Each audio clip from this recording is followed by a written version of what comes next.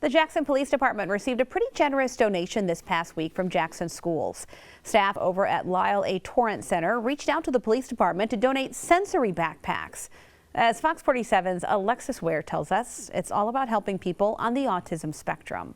We had an incident where some of our officers were dispatched early morning hours, if I remember correctly. It was like 3, 4 a.m. in the morning to a child that the citizen had called in, seen in the neighborhood.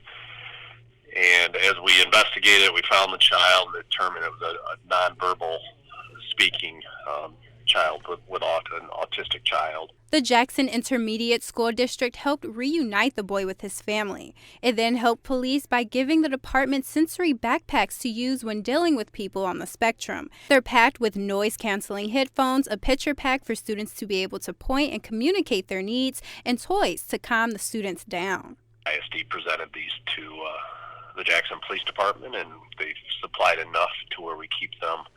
Each of our patrol vehicles will have one of the bags in the car. Parents and staff tell me they're relieved to know students will be able to communicate their needs.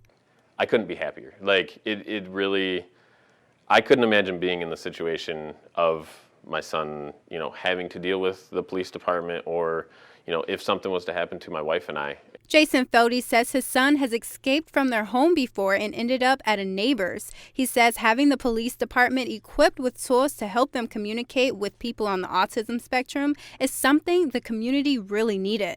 It brings a calmness almost, if that makes any sort of sense. So yes, I'm super excited, but I'm also, it's also very calming as from the parent perspective. Alexis Ware, Fox 47 News. The sensory bags are also known as Bubby backpacks in honor of the child who sparked the idea. Jackson County Intermediate School District says it's committed to spreading awareness about children on the autism spectrum.